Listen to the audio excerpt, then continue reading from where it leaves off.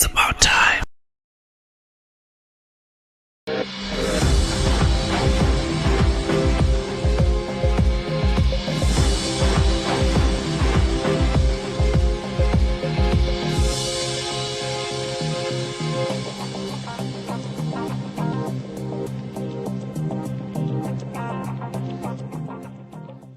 Tikulandireni kulikonse kumene mukutionera madzulo ano.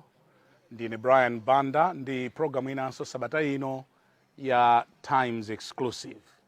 Amatipatsira maprogramu pano pa Kanema ndi Rainbow Paints. Wow, I think Cape Beach looks amazing on the door. Download your Rainbow app today and begin the magic of transforming your home into a fabulous space. Rainbow Paints. Peace of mind. Part of the deal.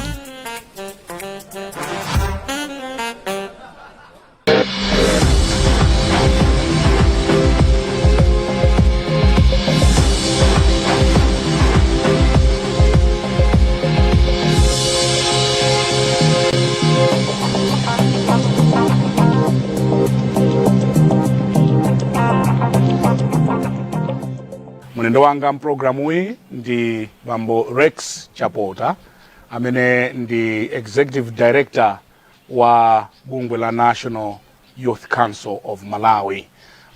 Bambo Chapota, tikulandireni, we are profoundly honored madzulo ano kukati kutoko ndi matiko nanga adzaoneka liti. Hai, lero nde zateka. Lero zateka Tupasana ulemu wanu kuti mwativomereza kuti khoza kupeza. Mawu amveka ngati busa ato. Hai, busa usinga ukate pakuti nanga sitonse ana mulungu. Ezona. Pamulangula nditu ngati mbusa wa CCP. Ukimiko timachiti. Oho. Tikudziweni choyamba inu ndinu ndani Bambo Chapota? Zomwe kwambiri. Ine ndi Rex Chapota, monga makamba kale muja.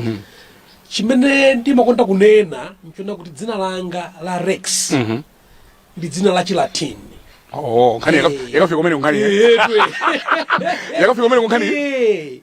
Chifukwa dzina limeneli lokuti Rex limatanthauza king.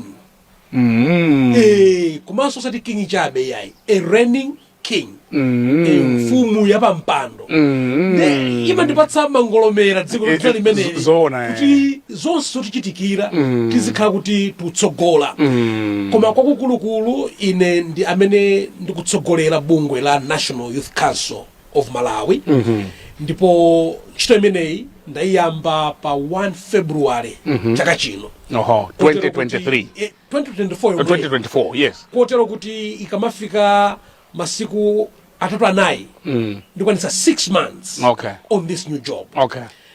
Kwambiri maphunziro anga ndinapanga ankhani ya ukadaulo wa chitukuko.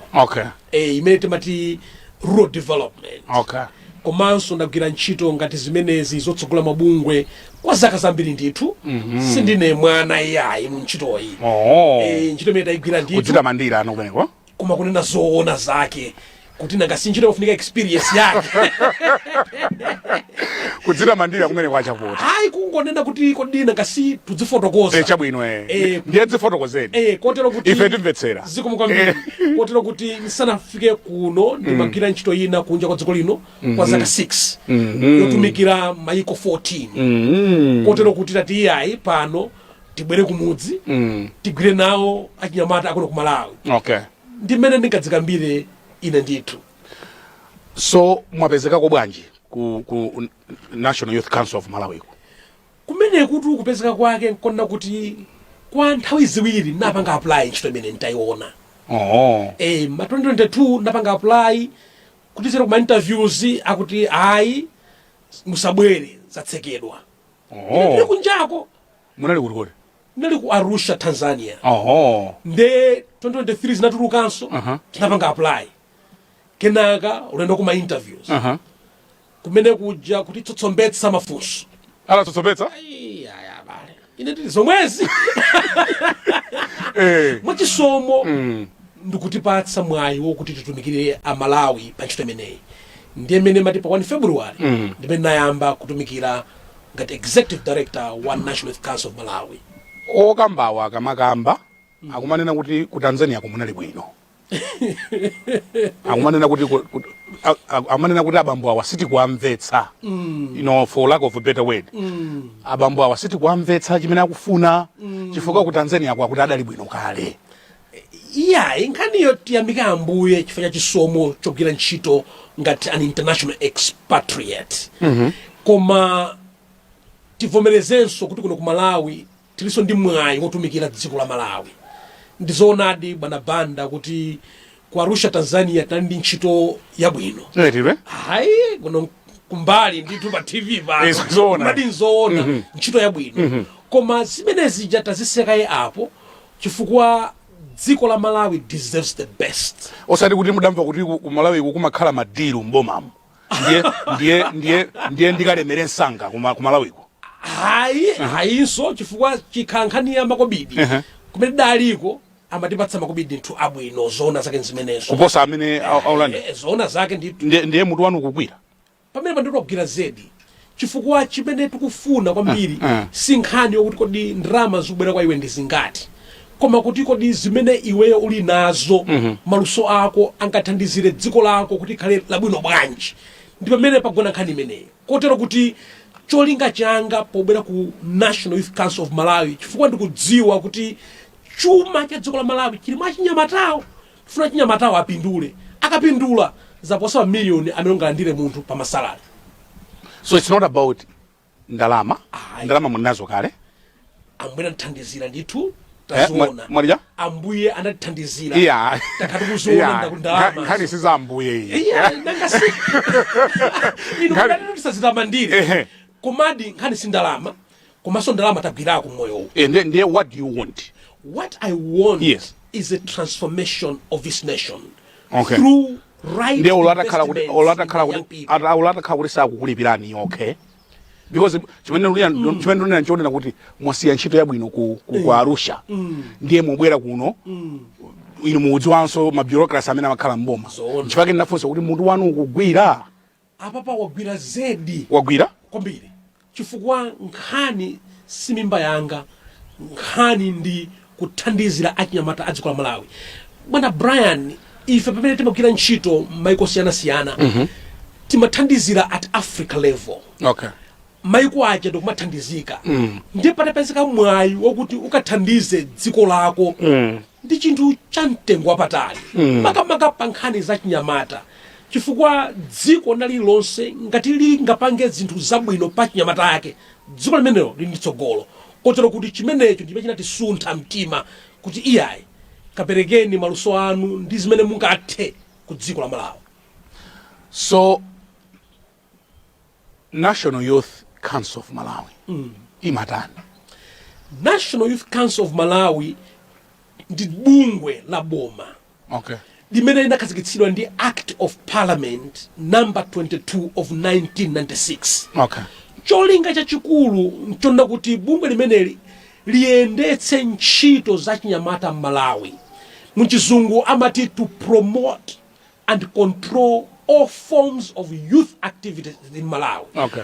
Kunatozonda kuti chilichonse chonkhudza mnyamata amene ali pa zaka 10 kulekeza 35 monga mwa National Youth Policy ameneyo ali pansi pa bungwe limene National Youth Council of Malawi limuthandizire kuti akule ndipo athe kupeza zimene angapeze zomuyendereza kukhala mdindo weniweni mu dziko la Malawi. So achinyamatawo muyenda nawo limodzi kwambiri ndipo tikuyesetsa mavuto amene achinyamata akukumana nawo mukuwadziwa. Tikuwadziwa ndipo takhala tikukumana nawo monga mwachitsanzo wiki omwe ino. Ndili kuno ku Eastern Region, nali ku Mangochi, nali ku Machinga, mpaka ndakafe ku Nayuchi. Kukumana nawo achinyamata a dziko la Malawi. Kodi zimene mukumana nazo ndi ziti? Mavuto anu ndi ndipo akuwanena ndipo tikuyesetsa kuti kodi zimene zichitana zo bwanji chifukwa dziko ndali lonse pamenepo kuthandizira anthu ake. Ndi akumati chani mukakumana nawo achinyamata? Achinyamata kuno ku Malawi akumakamba kwambiri mfundo ziwiri kapena zitatu. Nkhani yayikulu ndi nkhani ya kusowa kwa zintchito, youth unemployment rates. Ndi akulu mu dziko lino. Komanso akumakamba nkhani zonna kuti kodi tingathandize bwanji kuti apeze mimwayi ya ndalama, economic empowerment. Nkhani yakulu kwambiri mu dziko lino. so nkhani ngati zimene zozo ndi zimene akumazibweretsa tamakamba nawo munjira osiyanasiyana. Pali nkhani zokhudzana ndi meaningful participation ya chinyamata mu nkhani za chitukuko, mu nkhani za governance, zimene zonso zikumabwera ndithu ngati nkhani zikuluzikulu mdziko lino. Ndiye nkhani ya employment iyo. Boma ili lulamula panoli linanena kuti lidzalemba ntchito achinyamata, ndipo achinyamata monga mukudziwa ndi ambiri adakupeka ndi mbalume zimene zinkabwera nthawi imenecha kuti aboma kuma limeneli. Muganiza kuti employment iyo ikuyenda bwanji ya achinyamatayo? Ifeyo mmene tikuzionera ku National Youth Council of Malawi, yes, boma likuyesetsa bwanji chifukwa mwachitsanzo dzulo lomweri His Excellency the President Dr. Lazarus Makatha Chakwera apanga launch second phase ya NIF imene akunena kuti kuli 350 billion kwacha. Kutozina kuti pali umwayi wona kuti achinyamata atakhala kuti akonzeka bwinobwino chilichonse chili dongosolo lake akupeza mwayi wopeza ndalama ndikupanga create jobs. Komanso ifeyo ngati a National Youth Council of Malawi posachedwa pomwepa tandira thandizo kuchoka ku Alliance for a Green Revolution in Africa kumene tikukenawo ntchito kuti pange create over 200,000 dignified youth jobs in Malawi. Kunazo ndizotheka koma pakufunika kuti zonsezi tizione bwinobwino tiziuzana zimene zikuchitika. Mwachitsanzo boma ku parliament imene yapitayi anakamba nkhani za Agicom 500 billion kwacha imene achinyamata atapeza kwa mpata wabwino ndikupanga ulimi wotsogola akozoma create employment. Kutanthauza kuti mimwayi ilipo koma nkhani yona kuti mimwayi imeneyoyo kuipanga utilize kapena ayi ndi chimene ife National Youth Council tikuchiona kwambiri pa nkhani zonsezi. So anyamata kuteka dali pa nkhani ya ntchito mweyi muganiza kuti solution yake ndi Agicom yo kapena ndalama zimene mwalandira muone nazo? Because and how many are you targeting kuti apeze ntchito? Nkhani ya unemployment has got no one silver bullet. Ni nkhani ya ikulu ofuna kuiona madilo osiyanasiyana. Njira imodzi ndi mimwayi ya business zimene boma likupereka ngati njira imodzi. Komanso achinyamatawo paokha ayenda kukhala prepared kuti apeze mimwayi imeneyi tiwapange strengthen their capacity kupeza mimwayi imeneyi. Komanso achinyamatawo tiwapange prepare in terms of my skills amene ali nawo ora kuzozipangira self employment. Chifukwa chake nkhanizi sikuti kodi boma lokho lopanga chani nanga private sector ikupanga chani nanga nyamata yonso pa ikupanga chani nanga sukulu zathu zakuti ku Malawi zikumpanga prepare bwanji mnyamata kuti akhoza kuzipezera ntchito pa yeka. Mosemo tiziunika ndipo if a National Youth Council of Malawi tikuthandizira boma kuunika mosemo kuti apa tapaonani kuti mnyamata athandizike pa nkhani za ntchito. Ndipo tikamati nyamatayo tikunena kuti zaka ziti kodi? What is your definition ya nyamata? The National Youth Policy of Malawi defines mnyamata kuyambira zaka 10 kulekeza 35. Ndi achinyamata azaka 10 kufika 18 nthawi zambiri amakhala m'masukulu. Koma kupita zaka 18 amenewo ali ndi mimwayi ya ntchito. Komanso tikumbukire kuti even ku masukuluko zaka zimenezi ambiri amakhala ma dropouts. Onse ajawo ndi anthu onda kuti ngati sukulu yakanika for example kodi boma kodi private sector ngati dziko tingapange chani kuti amene apeze mimwayi ya zintchito komanso ya business. Tikamatero ndi kuti dziko tulitutukula. Ndiye munakamba za mavuto amene anyamata akumana nawo zimene akukuzani munanena kuti akudandaula za ntchito akudandaulanso za chani zina.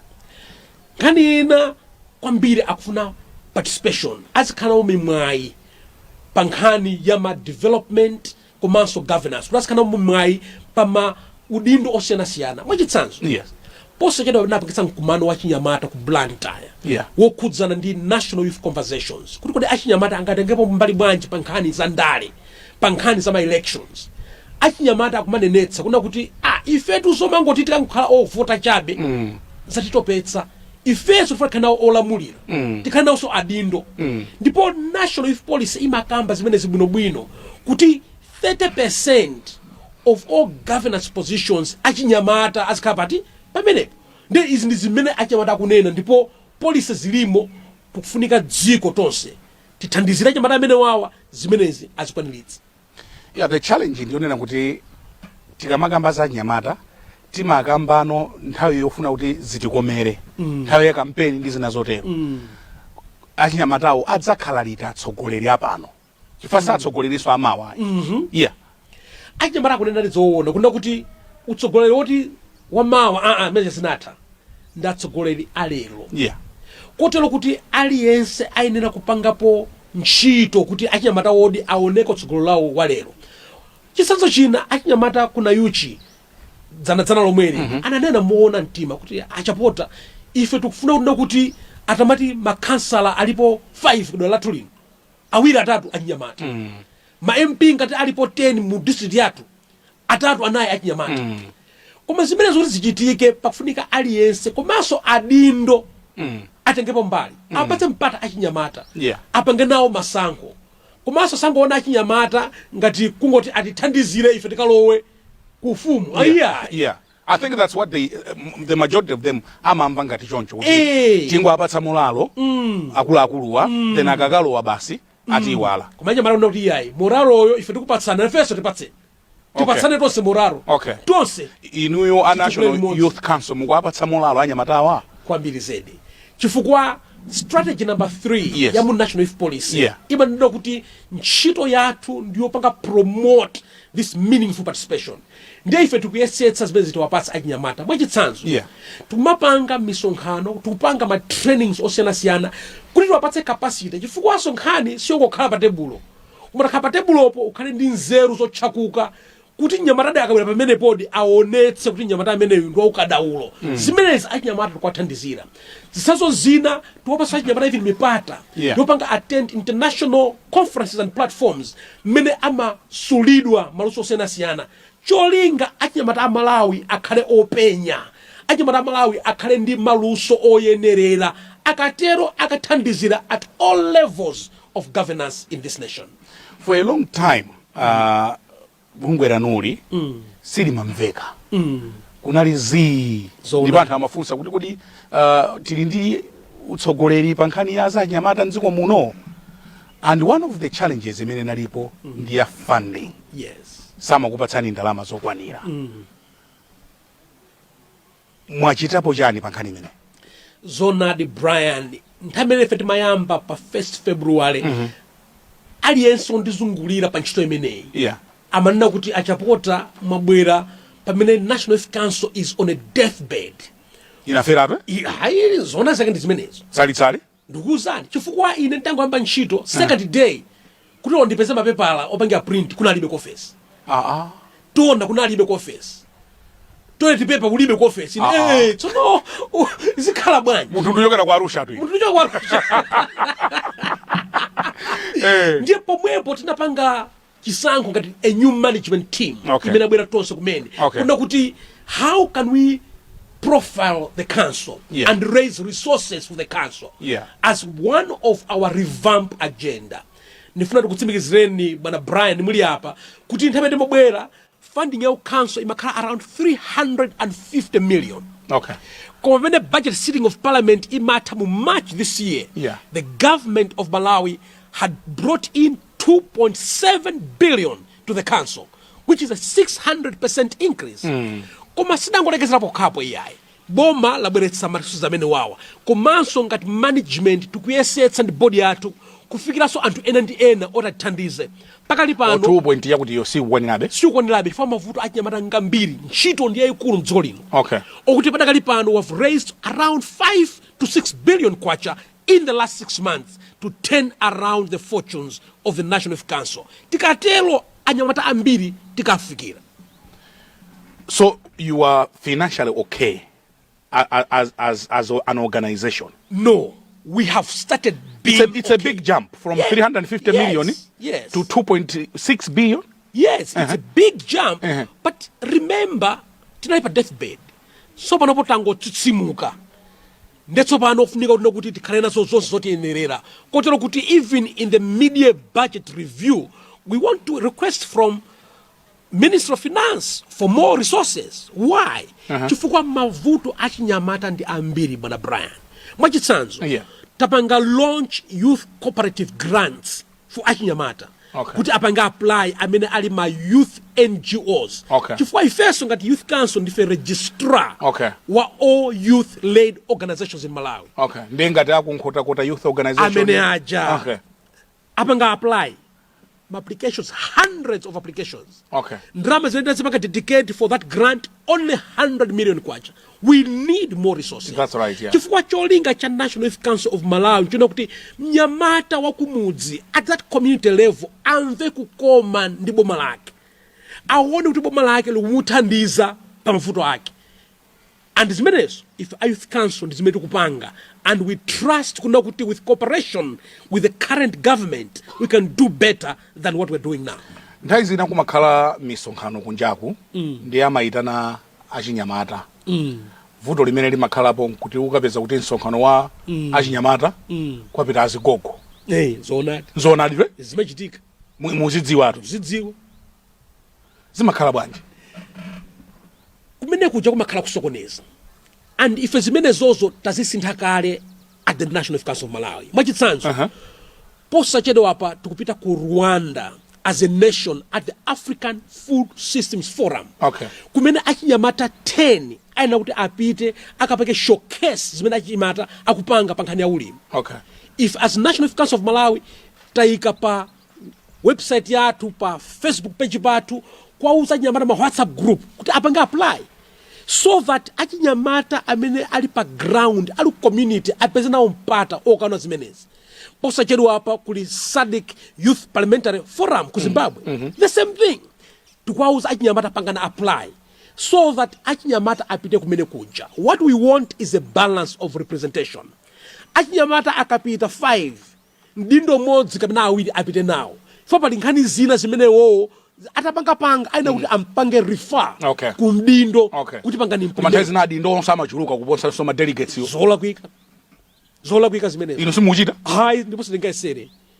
Foti kuidziwa nkhani ya youth development mendera. Youth development is not only acting on behalf of young people. Yeah. It's allowing the young people to speak on their own behalf with support from adindo onse. Mukudziwa kuti mukamana anyamatawa kulankhula pa nkhani zawo zimene akhoza kulankhula pano. Ndizija zochitika ku Kenya? Zoonadi. Muphunziranje pa zimenezi? Kuphunzira kuti nkosayamba komanso ife tambakale kuchita zimene zija. Chifukwa ku Kenya kujako nkhani achinyamata mafuna mwayi wopereka zinkhani zawo. Okay. Pamene ife tinayamba ntchito yathu as a new management at the Youth Council. Yes. We launched what we call National Youth Conversations. Yes. Which are the unstructured voices of young people. Also you know kwauza yankhulanizi ayi. Achinyamata amalawi anene za kukhosi kwawo. Chifukwa Youth Council udindo wina ndiwakumva madandaulo achinyamata. Tikawamva amene aja madandaulo tuone kuti tiwapititsa kuti. Ndi adindo ati amene angathandizire achinyamata ife zimenezo tipanga ndipo tikupanga kale. Because we want to change the narrative of the way we think about young people. Achinyamata ku Malawi si vuto ndi yankho ku dziko lino. Chidavuta nchiyani ku Kenya kuti zifika pamene zafika apa? Chifukwa achinyamatawa kuti generation Z, Gen Z ndiye yavuta kwambiri. Ndipo ndiye yavuta kwambiri. What went wrong? Chifukwa ndiye nafunsa kuti kodi ngati boma nanga si inu yonkuboma kumene. Haife ndife ya boma. Ndi maboma. Singakane ya. Haife ya boma. Muphunzira ndi zimene zikuchitika ku Kenya. Chifukwa upanda usamala zimaphulika. Tukuphunzira zedi. That's why Brian posachedwa apa munaona zimene boma didachita, especially through His Excellency the President. His Excellency the President brought 100 youth leaders at State House. Something that has never happened since independence in 1964. Why? Because we want achinyamata to engage and converse with His Excellency. But they are not only interested in conversation. They want to be in decision-making position. For sure. Achinyamata akhale ku mabodi. Achinyamata akhale ma CEO. Achinyamata akhale aphungu a nyumba ya malamulo. Achinyamata akhale nduna kumene. Why not? And zimene zozo ndi zimene tamba so conversations alone it's not enough. But conversations open up avenues for accelerations of action.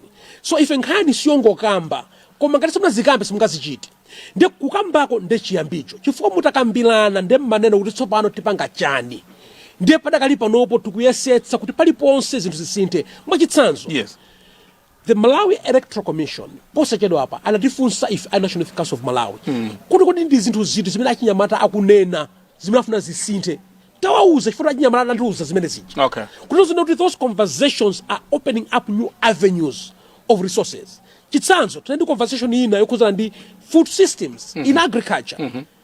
After the conversations tambo kumanaso ndi Minister of Agriculture kuti nkhani ya mega farms for example achinyamata apeza po bwanji kani manage oti musadabwe posachedwa mukaona youth oriented mega farms. Why? Because takambirana, and because of that we're able kuafikira adindo osiyana on behalf of the young people. For achinyamata kankula tichitepo kantu tikapata kuyankhula Kenya matakuchitikira mundu omudziwe zodziwika ndithu zimenezi ndiye chasinthanja chayankhulireni ma conversations amene achitikawo chasinthanja zinthu zingapa zasintha.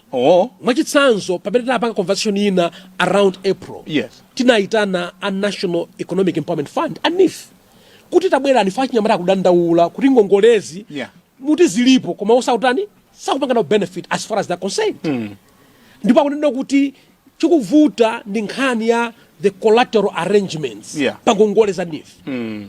Chikole ANIF anabwera anakamba nawo achinyamata taona ANIF akusintha the collateral arrangements now kuti pakhale special window ya achinyamata for achinyamata asakhale ndi dzikole ngati wina aliyense yayi which means you need to have a special vehicle for achinyamata. Chitsanzo timapanganso engage even ndi a Mike ali ndi ma grants okuzara achinyamata kana lokhoyo Mike the Malawi Agricultural Industrial Investment Corporation. Amina ajaso na onso ali ndi ma grants azaulimi koma zikolezo nyamata sangafikiri tinafikira na onso they are in the process of changing that. So Youth Council ili pamenepo kwathandizira dindo onse kuti kodi mungapange bwanji ntchito yanu kuti mnyamata wa Malawi zinkomere for dzikoli pachindende pake tipachinyamata. Malawi 2063 singatheke ngati mnyamata titamusiya mbuyo.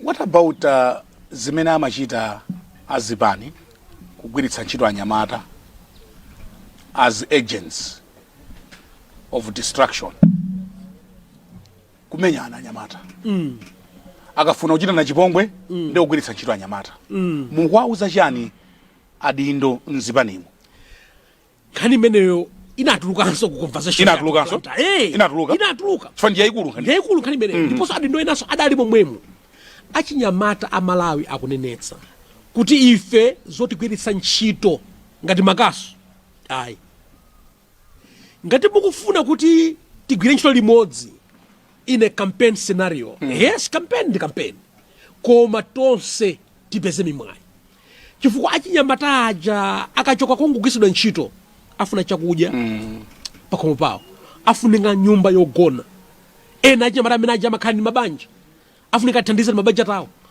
kodi moraro ikapatsa chakudya so achinyamata akunenetsa kuti indedi ndale tiye ndizipangane nangasi ndendalezo koma after ndale after everything is done achinyamata akufuna opportunities kuti apeza ma business, opportunities for skill strengthening, opportunities muulimi zimene zichitike komanso achinyamatawo akhale nawo maudindo.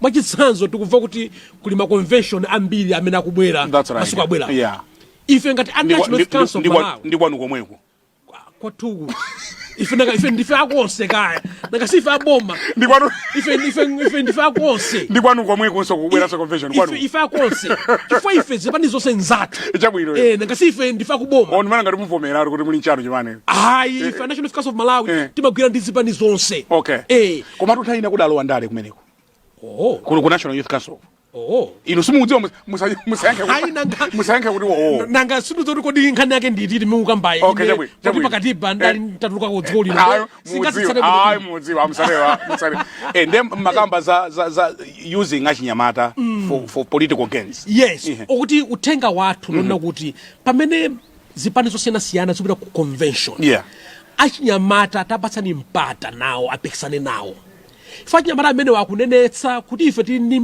nzeru tili ndi maluso na fenso tikupanga contribute ndipo nthawi zimakhazi oseketsa kuti kumva kuti position ya chinyamata koma sachinyamata amene ali position imeneyo kunena kuti executive director wa National Youth Council komopeka kuti ndi nzibambo ende koma ndi mmene malamulo alili chifukwa iyi ndi ntchito osati representation chifukwa iyi ndi ntchito ya chief executive office umene ukhala nazo zimene zakuyenereza monga pa ntchito imeneyo koma zotheka mnyamata kukhala isikozotheka inetu ku youth council ku sine mlendo ayi ndili wachinyamata soon after college 2000 to 2003 I was working at the National Youth Council of Malawi. I was one of the first people to work in the council. I was a program officer then. Oti kubweraku sikuti ndangobwera kuti basi ndikuzidziwa. Munthu omoponda Munthu omoponda. So chiro tidagwirapo tikudziwa. Chabwino Ndipo ndifuna ndo chiro imene igwirike bwino chifukwa Brian achinyamata Malawi ndi chuma chathu chenicheni. Ndi chuma chathu chenicheni. Kotero kuti aliyense aone kuti National Youth Council ndiye bungwe logwira nawo ntchito. Private sector, mabungwe aboma, wina aliyense NGOs. You cannot do youth development in Malawi without collaborating with the National Youth Council of Malawi. So amene amagwiritsa ntchito achinyamata for political violence. Ndi uthenga wanji umene muli nawo kuchokera ku National Youth Council. Amve iti madzulo ano. Tiwauze momvetsetsa kuti nthawi yopanga zimenezo yatha mdziko lino. Chifukwa achinyamata a Malawi akukana zimenezo. Komanso the National Youth Policy is very clear kuti funa achinyamata akhale champions of peace. Okuti onse amene amati achinyamata kaziputeni tikumbira kwanu ulendo uno ayi. Siziteka? Achinyamata atsogole kupereka mtendere. Achinyamata atsogole kuthandizira zipano siyana kubweretsa mfundo. Kuti amene asankhidwe ngati mdindo asankhidwe osati poti amathazibakera yayi. Koma poti akupereka mfundo zabwino zimene zikamkomere wachinyamata. Timwereka ye madzi pang'ono. Nkhani yukhanga njayikulu nkhani. Nkhani njayikulu zedi dala. Tichire break pang'ono. Tibweranso posachedwa. Ngati mwango tipeza kumene mukuonera ndi program ya Times Exclusive. Ndine Brian Banda ndili ndi Chief Executive Officer malero kodi kapena kuti Executive Director. Amati Chief Executive Officer. Koma tinene kuti Executive Director. Okay, Executive Director. Pamene umene ukhanga ulemerera.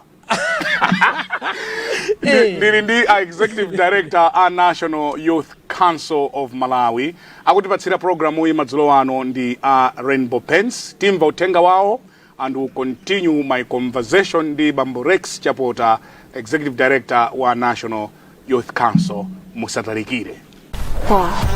I think Day and begin the magic of transforming your home into a fabulous space. Rainbow Paints. Peace of mind. Part of the deal.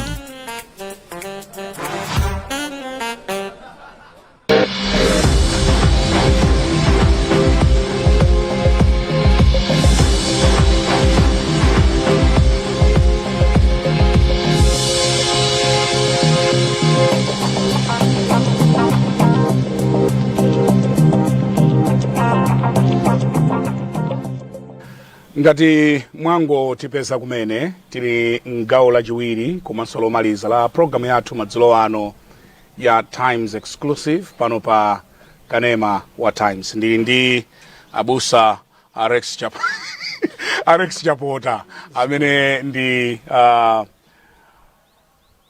Executive Director wa National Youth Council of Malawi. Fanditu mauwo nditu otimvera amene atiyambira pakati.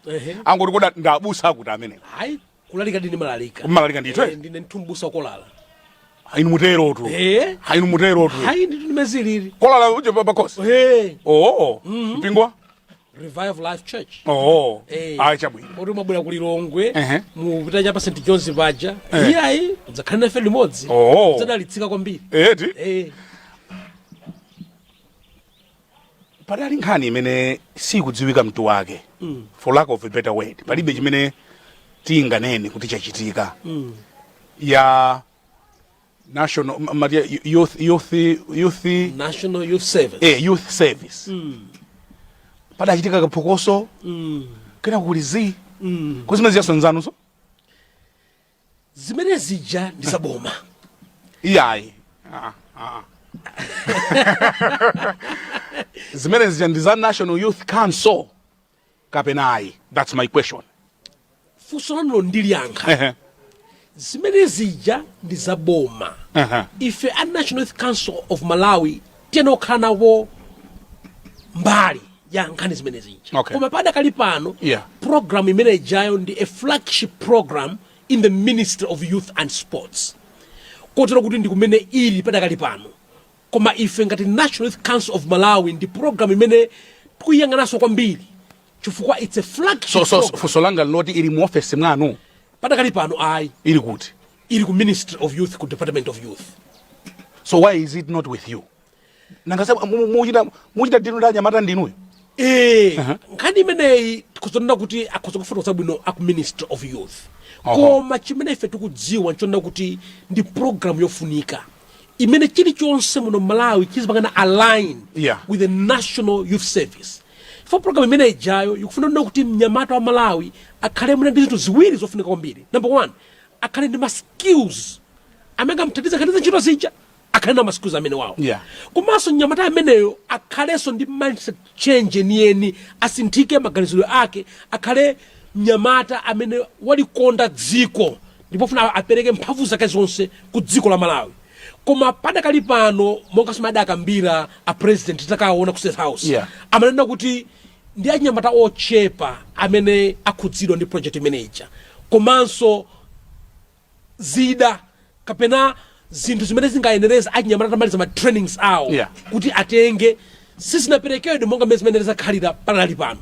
Okuti ndi nkhani yonena kuti iwonedwe bwinobwino, kotero kuti lero lino ndikuzokamba momvetsetsa kuna kuti National Youth Service ikufunika a revamp, ikufunika ngolomera za nyowani. Ilikola kuika kamena kuti what is the problem, because ine ndimageza kuti ndi mmene tidayambira muja tikhaza kuti tatantunda kapena mwina makene mwina I haven't noticed kapena inu kapena mwamvako kuti National Youth Service still party kapena these are the strides that we have gained. Nkhani imeneyi tukambirana nawo aku Ministry of Youth. Chifukwa koma ine nkuona kwanga ndiona bwino kapena pali zina zimene sindikuziona. Kozonena kuti muona bwino ndithu. Ndiona bwino ndithu. Chifukwa chinthu chinchachikulu. Koma kula kwake sikuoneka mmene kumene kukhalire. Chachikulu chimene tamva ku ministry nchonena kuti funding imene khala available to the National Service yakhala yochepa kuti akwaniritse zimene zina kuchitika. Komanso kuti achinyamata ndi ochepa amene anabuda recruit only 3,800 padakali pano amene anabuda recruit. Koma amene wo anabuda recruit kubuda train even kwapatsa zinthu zowayenereza kuti akachite ma business maluso siyana sanapatsidwe, which means there is a problem. Ndi nkhani imene tikupanga interrogate okuti timafunitsitsa kuna kuti nkhani imeneyi unikilide bwinobwino. National Youth Service yo mukuimvetsa inu yaboma kuti ntiyani, because pena zomakhangara kuti you don't know what you are doing. Inu mukamati National Youth Service muti ntiyani. Nkhani tu ya National Youth Service ndi nkhani imene ili basically kumuyika mnyamata kuti akhale prepared to serve his nation. And when I prepared to serve his nation, I don't care maluso osiyana iyeyo ngati nyamata. Maluso omuthandizira kupeza ntchito, maluso omuthandizira kuti nzeru zake zikonzere mindset change, maluso omuthandiza kuti akhale patriotic. Kuti tizowaona kuti achinyamata awawa anali ku National Service, tiziti akusiyana. Chifukwa nyamata uyu ali ndi maluso, amene mpakisa kuti iye akhale pa business yake. Nyamata amene uyu wapatsidwa zina zoyenerera zona pangire business yake. Nyamata amene uyu maganizo ake adasintha. Nyamata amene uyu ali ndi umwayi kapena luntha lotumikira dziko lake. Zinthu zimene zimapanga the National Youth Service kuti achinyamata a Malawi akhale patsogolo kumanga dziko la Malawi. Ndiye chikuvuta nchani? Nkhani imene tamva padakali pano ndi nkhani ya funding. Nkhani imene tamva padakali pano kuti recruitment yachepa chifukwa cha funding imeneyo. Oti zimenezi ofunika mutapanga program. Ndiye a PS a Ministry of Youth. Osala nduna amene mwinanso nde oyenera oti mwina adi mutatero. Koma funso langa linonena kuti muzimvetsa kubomako za national chifukwa zongoneka ngati chimbalala chenicheni kuti palibe chimene muzimvetsa bwinobwino. Zimvetsetseka kotero kuti ife tilimbikitsa kuna kuti tionedi kuti kumvetsetsedwa wako. And why are you saying it's not in your office? Ngani ya nyamata ngati imene?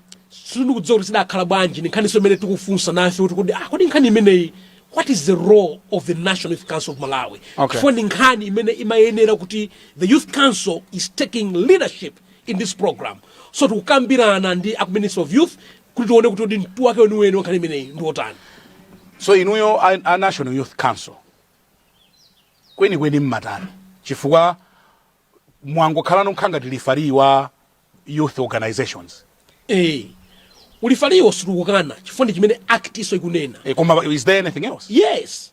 So kuti mumvetsese ndikupatse mfundo ziwiri kana zitatu. Yes. Number one, ifeyo we are the coordinating body of all forms of youth development mdziko lino. Aliyense amene akupanga ntchito kuza ndi mnyamata ameneyo maso ake azangana ku National Youth Council. And yet National Youth Service sili mkhapa mwano. That's an anomaly imene ndikunena nayo kuti sizi kukhanga mabayizika chisikoli chenche. Yes,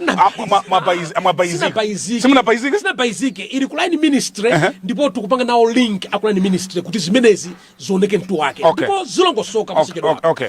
Komanso ife na metendo tipereke ma capacity building kwa achinyamata komanso ma affiliates amene ali mdziko muno.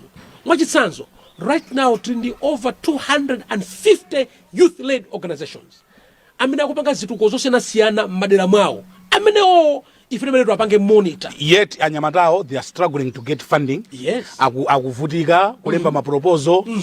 Ine ndimone ngati ntchito yanu ndi imene yochita coordinate kuti inu mukusowa chani nkumaya nkhulira kaya kwa madona ndi zina zotero. Ndi zimene tikupangaso mwachitsanzo. Ndi mwachita chani? Mwachitsanzo wiki yathomwe two organizations in Balaka and in Chapota tathandiza kupeza funding at the international level ngati ntchito yathu. Kotero kuti zimene tikupanga zonena kuti chilichonse chimene tingapeze ngati National Youth Council of Malawi chipiteso kwa achinyamata amene. Mabungwe ake ati pano tisipothwera mkamwa pano. Pano sibobwera udzachashalika pano. Iya isikuchashalika. Ayi muoneka osachashalika bambo. Iya osachashalika. Osachashalika. Zona zake. Mabungwe ake ati amene mwapezera funding. Chitsanzo I can give a chance of EcoSeed. Okay. EcoSeed in Chapota. Okay. Asana contract for Youth Council tapezera mwimwayi. Okay. Springs of Hope kubalaka. Asana contract for tapezera mwimwayi. Asaina ngasi nkhanizo tukamba zinthu zoti sizachitike kodi. Zachitika kaya. Ndalama supeza mpaka mwachoka yayi. Utayankhula walimba proposal apeka contract umasaina ukasaina ndalama zimalowa mu account. So mukamba zinthu zoti sadalandire. Zachitika kaya nakasi contract alandira anthu amene. Okay. Azisaina kuti apake implementation. Okay. As one way of showing that the council is responsible to empower my youth-led organizations kuti achite ntchito pa ground. Zimene zimene kupanga. Chitsanzo china. The Alliance for a Green Revolution in Africa, AGRA, ikupeleka ku council $1.5 million for 3 years. Kuti pange mobilize achinyamata 250,000 apeza ntchito mu ndondomeko ya zaulimi. In 18 districts. Mene monso tizigwiraso ma youth organization amenewo. Zimenezo tinasaina kale. Okuti tampakale kupita mma council. Kuti tikadzipereke tokha ngati consortium kuti ntchito imene tigwira. Ndi youth council imeneyo. Chilichonse chomfunika kuti nyamata achidziwe chimpeze chidutse ku youth council of Malawi. Abingu mutharika mzimu wawo usemumtendere nthawi ina adachitseka chinthuchi. Zidachitikadi. Ifa samaona kuti chichitika nchani kwenikweni. Zidachitikadi. Akuti chidachitika nchani. Nthawi imeneyo ijayo bomba nthawi imeneyo sidasangalatsidwa kuna kuti chinthu chikhale nthawi imeneyo ndadatsekadi. Kotero kuti zidatengera achinyamata to lobby including even the UN kuna kuti chibwezeretsodenso chifukwa chinthuchi sichongoti akuzodzuka ena audindo nkuthetsa ayi chifukwa chili under an act of parliament. Okay. Kuti chithetsedwe ndipo chilowe mu process yemwe ija ku parliament kuti chithetsedwe. Okay. Nde iwo ngati bwana adangothetsa nthawi imeneyo sidalakwika nde chidabwezeretsodaso monga malamulo ake. Kotero kuti kufunika kwa chinthu chimene chiji nchonena kuti ngati National Youth Council of Malawi kulibe nde kuti dziko tsogolo lilibe. Chifukwa palibe mdindo amene akuona kuti kodi ntchito za chinyamata zoyenda bwanji Malawi. Palibe mdindo amene akuyimirira chinyamata kuti chitukuko chiyende chonchi. Izi zipite uku, izi zikhale motere. Ifeyo ndi ntchito yathu imeneyo kuti chilichonse chilongosoke popanda kukhala olongosola zinthu zimangoti mbwe. So chili nchipani chinthuchi? Chipani chili ndi political affiliation. Ayi. ndiye government ku state house chimakatani ku state house chimapita fomene kujako ndiye kumalo because for the first time yes tachiona chikalowa mu state house chinthuchi ndipo chinalowadi mwamdidi chinalowa mwamdidi chifukwa chinyamata nakondwa from all the districts of Malawi. Yeah. We took 2 to 3 young people from all the districts. Kwamaka engaged a president iwotu ndi a president adziko. Okay. The National Youth Council of Malawi inakalo state house osati ku Japan iyai. Kumene kujako ndi kwa mtsogoleri wa dziko. Okay. Because he's the head of government. Okay. And it was indeed a way of showing to us as ana a Malawi kuna kuti our head of state is concerned on the issues of young people. So chilibe chipani chilibe chipani sikuti anyamatawa mukwatengereka yamene ku Congress akakhabwanya Congress poti chinchoboma chaliyense nyamata aliyense kangwa Congress kangwa chani aliyense ichi nchake ayinopindula nacho. What do you 3 years imene mwasayina kuti mukhale executive director mufuna kuti muchitengere kuti what is your strategic plan yathu nkuzona kuti ili ndi madera atatu amphamvu enieni. Number 1, it's the financial sustainability of the council. Nakuzani chimakhala chopanda ndalama chinthuchi ngati palibe makobidi simukapaka implement any program. So panopo tachiyamba kuchikonza ndi kuchisintha chiona kuti chitheka ndipo tichikankha chitheke kuti chikhale chotidalira pa nkhani ya makobidi. Yes, boma libweretse ndalama monga ngati mdindo wankulu komanso private sector collaboration, civil society collaboration iwoneke kuti pakhale pa program ogwirika antchito za chinyamata. Number 1. Number 2, chinthu chimene chiso chiwena chikhale ndi malo ake enieni headquarters imene timatiti achinyamata center imene foti mange ku Lilongwe kuno kuti achinyamata amakhamira madzi noti ife tili ndi malo athu oti tikapitako tikozoka masuka ngati achinyamata nkhani kuzokambira kumeneko makamwati umene alekeranji dziko lawo alimve kukoma achinyamata chimene chonso tifuna kuti tichithandizire chichitike kuti the construction of the achinyamata center iteke muno Malawi. Ichedwa achinyamata center oti boma la achinyamata andziko linowo ndi anthu ona kuti aliyense anati awathandize ndiye boma lipereka ndalama komanso mabungwe ena ndiye apereka ndalama nkhale private sector tikuifikira kale kuti tathandizirani iza achinyamata fa kumene kujako ku achinyamata center wakhala areas amaluso capacity building skills training digital labs zinthu wathandiza achinyamata kukhala achinyamata othandiza dziko lino chifukwa Brian ngati achinyamata sitiwathandiza even private sector tsogolo libe malengo. So ku private sector ulendo uno supita mokapempha kuti akangachepe ayi. It's a partnership arrangement, win-win. Help the youth of Malawi, they will also help you as a private sector. Zimenezo zichitike. And lastly, tufunanso kuna kuti achinyamata through the National Youth Council of Malawi aonetse kuti they are driving the agenda of Malawi 2063. For Malawi 2063 inu ndine tidzakatakalamba. Amene adzamve kukoma ndi achinyamatawa. Ndiye kuti achinyamata amene watapanga prepare moyenerera. If the Youth Council of Malawi to know kuti the 2063 agenda anyamala amene wawa aigwire aisunte apenda kutsogolo zikatero Malawi akhala komera una alliance alipo magulu ena achinyamata mwina kwa kunthembwe kuchileka kapena kwa Santhe mwina kapena kulikoma amafuna mutagwira dzanja zona apange bwanji amene aja choyambirira adziwe kuti National Youth Council of Malawi si bungwe la boma limene lili ku Lilongwe basi kugenjera ku Lilongwe ayi koma ndimene lakhati kuonera zaka zonsezi zona koma zasintha 6 months omwe 6 months omwe nduti nali unayuchi dzanali mawika apitawo nafika ku Nsanje na kuchikwawo kuja ma allowance hayi kuntumikira mnyamata kuja ma allowance kuntumikira mnyamata kuti adziwe kuti boma ilili la mkonda wa chinyamata ndipo athandizira Youth Council ifikire paliponse kotero kuti Brian tili ma program osiyana oti nyamata meja amfikire kumene kuja nakupasani chitsanzo the Youth Cooperatives Grant ulimi sapanga ku area 18 ya ulimi supangira ku Bangwe ulimi ndokapangira kwa kunthembweko ulimi ngokapangira ku Chitipa okuti in the next 3 weeks or so ndupita ku Chitipa to meet achinyamata akuchitipa adziwe kuti kodi boma lili ndi zili lotiko zoapangire for anyamata amene ajawo ndionera kuti wajawo asinthike and kusinthako Youth Council is a vehicle that government is using to engage them kuti asinthe muzochita zawo. So you accredit them?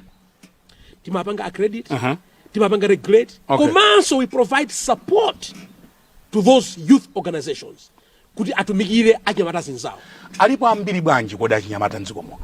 Achinyamata ndipo akumipandowo amadziwa kuti achinyamata wangambiri siku lina akadzakhala kuti atopa akhoza kudzaonetsa kuti ife ndife ambiri, because taona maiko ena mu Africa akuonetsa kuti ndife ambiri, musatitengere chibwana.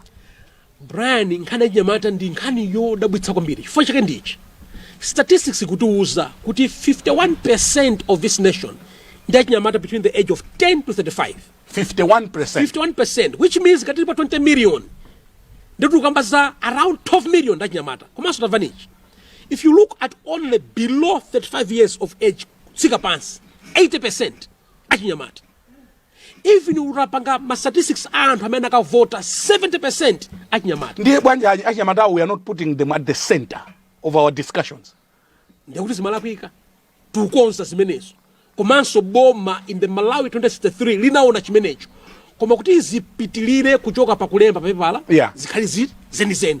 Zimene Youth Council ikupanga kuti let's walk the talk of the centrality of young people in the national development of Malawi. Mele 2063 ukambira mujamu. Zimenezo zimefo tipanga if Youth Council. Ndipo tampakale kupanga zimenezo. So pakala kusintha. Kwa mpakale kusintha. Kuti nyamata khozozanena kuti for the first time ndikutengedwano ngati my voice matters. Zambakale kusintha. Chifukwa ngati sizitero. Dziko lino libe tsogolo. Nanga nyamata kumamangidwa akangoti alankhule pang'ono tabwera ni kuno. Hayi zimenezo ndekuti nkhani ya malamulo. Ife aku council sindife a legal voice on this issue. Mwasintha mawu pamenepo. Yana kasi mukamba nkhani yokuti ine ndilibe luso lake limene. Limene mafuna muafunse aku police. Koma nkhani yakulu njo kuti achinyamata agwiritsidwe ntchito moyenera muno Malawi. Amve kukoma Malawi. Malawi tsogolo lake ndachinyamata. Funding ipita kwa chinyamata. Budget ikamapangidwa ionetsedwe kuti nyamata alipati mu budget imene mumu. Mungumayenda kumaona mmene achinyamata ena akuchitira kunjaku. Ansathu akutani in dealing with achinyamata and the opportunities amene achinyamata ali nawo. Ndaona kuti maiko ena achinyamatawa akuchita ulimi mwamphamvu. Yes. Actually, if you go for example dziko ngati la Tanzania, kuli initiative amati building back initiative. Building back initiative. Imene achinyamata akupatsidwa mwayi in the agricultural sector in a big way. Mamega famundu kambaja, we are seeing achinyamata doing that. If you go to countries, for example, like Senegal and Mali, we are seeing achinyamata leading in the electoral processes, in governance. Achinyamata kapa mpando, osati MP kai. Even mpando okulo, achinyamata competing for that seat. Which means nyamata akoza kupanga chilichonse. Kuno ku Malawi nthawi itali taonera achinyamata mkodo kapena kwaonera ngati walibe ntchito koma every country imene mapanga develop ndi imene yapanga invest mwachinyamata ake. Kotero kuti ife ngati dziko la Malawi tipanga invest mwachinyamata ake tikatero dziko lino brand lisintha and it will change in our lifetime. Chapota, are you the right man at a time such as this one to run this organization? I would say yes. You are? Very much so. Because I've got a vision, I've got an understanding, I've got the experience, and I know where we need to put the young people in this nation. And Brian, kusintha kukuchitika kale. Because we are seeing even MDAs now starting to understand, to say, kodi nyamata di aina kutere, kodi nyamata di aina panga access nukati zimene zizi. Why? We want to change the narrative. And these are the right hands to do that work. And we'll do it. And I'll tell you, this nation is continually going to change because we're doing the right things for the young people of Malawi. Palibe amene anga kuloza njala kuti awatu adabwera pampando ndi awo. Odala, mafusa amene adandikungwidza nawo kuma interviews. Ine tukuta kuno. Kunali gule yetu. Sada nene kuti atabwera muzatithandizire mutichitire manager anyamatawa ku Chipani. Kodi mulibe Chipani no? Ine sina Chipani. Congress? Sina Chipani. Sina Congress? Sina Chipani. muikana kongresi sunduikana kongresi ndi chipani chimene chikulamula patakali pano ndi chimene boma limene ndila congress koma ku youth council pita youth council supita ngati wa chipani. So palibe you don't, my question is, you don't have any political affiliation. As I do the work of the council, I do not do the work of the council with any political affiliation. My affiliation, my affiliation is to the young people of Malawi. So my interview bwino kukhoza popanda so kubakira kuti uyungwathu Odala, even kuna kuti ndipange take this position, it wasn't easy nakuzanikale. Munanena nakhala kuna kuti isi basi sindipanga izi bola ine ndibapitiriza kudya makobidi kunja. I lacked nothing, baba. Uyankhula modzi popara. Yeah, is honor. I lacked nothing. Yes, but I said there is a gap in youth development in Malawi. Let me go there and give my support. And of course, this government has shown that commitment. And I applaud the president for showing that commitment to youth development. And as a council, a president. Yeah, this government, upload. Number one, as in the budget, youth council, 600%. Okay. This government. Yeah, you mentioned about that. Yes. Number two? Number two. Yeah. Bomalo yambo kwa lola achinyamata kuchoka kunthalile kunsanje kulikonse kupita state house kukakamba naye president zimenewo akufuna zizichitika dziko lino. Okay. Bomalo limene. Okay. Number three? Number three, this same government imeonetsa ma opportunities osiyana under the ATM strategy. Chitsanzo lopasani yakunifu. Agicom. Ma opportunities oda chinyamata akhozopeza ko mimwayi ya business. That shows a big commitment to the youth of Malawi. Nthawi ya tichitira njiru ndimaona ngati kuti tiyayimire pamenepa kwa lero, koma I want to give you a few minutes. Please. Nkutheka kuti mwina pali china chimene chili kumtima kwanu. Mwina sida chifunse. Mutayang'ana kamera iyo. What will be your parting shot? Pamene tukagona madzulo ano. Rex Chapota adali pa Times TV. Amacheza nda Brian Banda. Agwire mawu ati.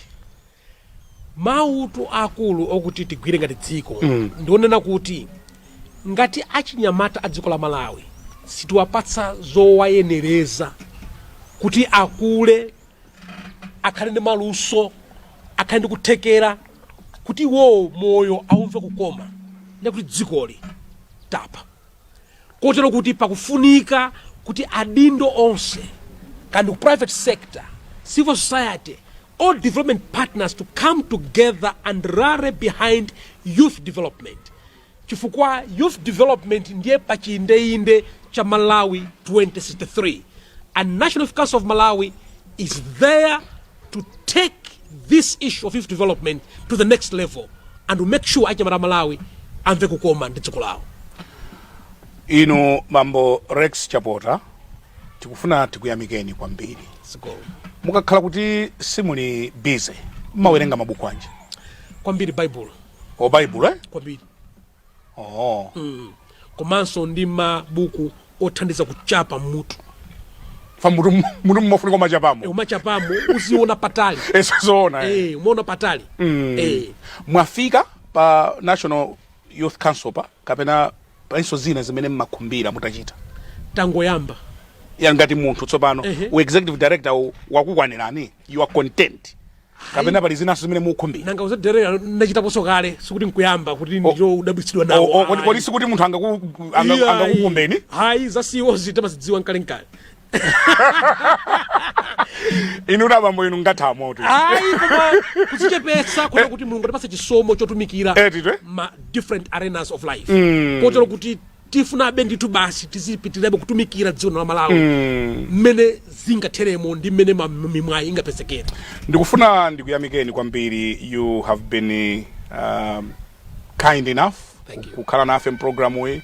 I like your spirit yolikonda dziko lino, and as I said wina anatitsina khutu kuti akomatu mkuluyo adali bwino kale, and you continue saying kuti you want to save your country. Chifukwa chimenecho ndikufuna ndikuyamikeni kuti you can come home and save Mother Malawi. Mwatilemekeza kwambiri bambo Chapota. Ziko mwabiri bwana Brian Banda mukira ntchito yabwino yotumikira dziko lino, and we encourage you continue to hold us accountable. because you also love this nation. Ndathokoza kwambiri. Pamene panso ndiye pamapeto program yathu madzulo ano ya Times Exclusive. Program uyi ndinali ndi Rex Chapota amene ndi Executive Director wa National Youth Council of Malawi.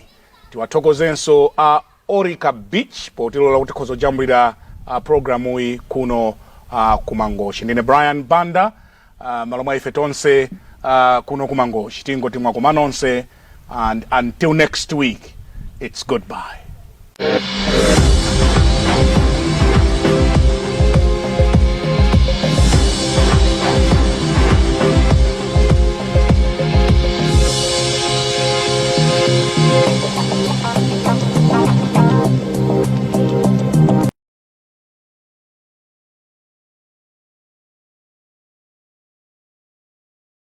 It's about time.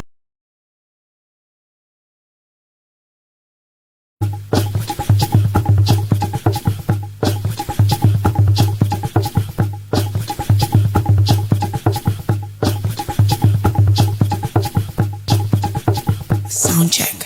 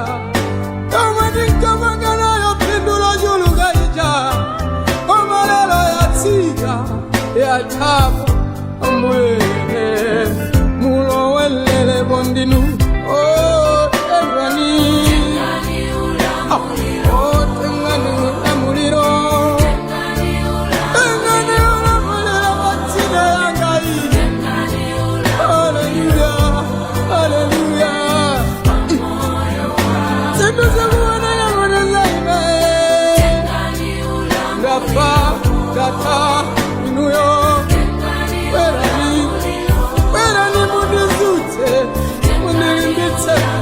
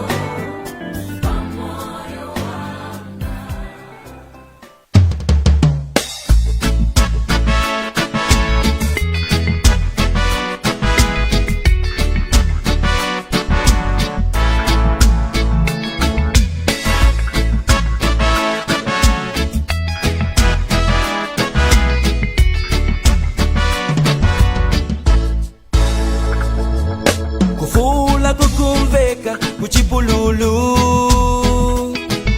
kudindi ndani ndiyo hane akufalitsa utenga wa Yesuwo akutitilape timutsate kufula kukumveka kuchipululu kudindi ndani ndiyo hane akufalitsa utenga wa Yesuyo akutitilape timutsate Baibulo ndi futi machete ndiwo nyimbo palibe okonjetsa ngondo tawina koma kwacha iwe kwacha lelo mulani sigoba muyaluka ndati kwacha iwe kwacha lelo atsogolela mpingo timutsate koma kwacha iwe kwacha lelo mafumu anziko muyaluka ndati kwacha iwe kwacha lelo anzanga nonse timutsate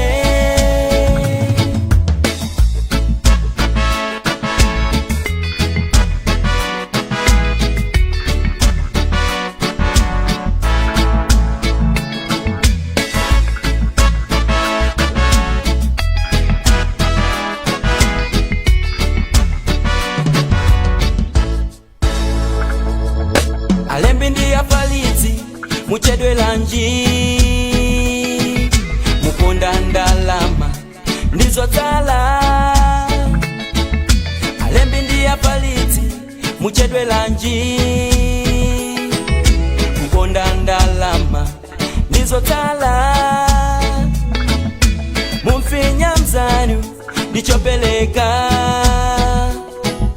kunyumba sanaji waumbawi vala nitima wa Yesu wachikondi okanizila ena aumbawi mumfinya mzanu ndichopeleka kunyumba sanaje waumbawi koma kwacha iwe kwacha lelo mulani sigoba muyaluka ndati kwacha iwe kwacha lelo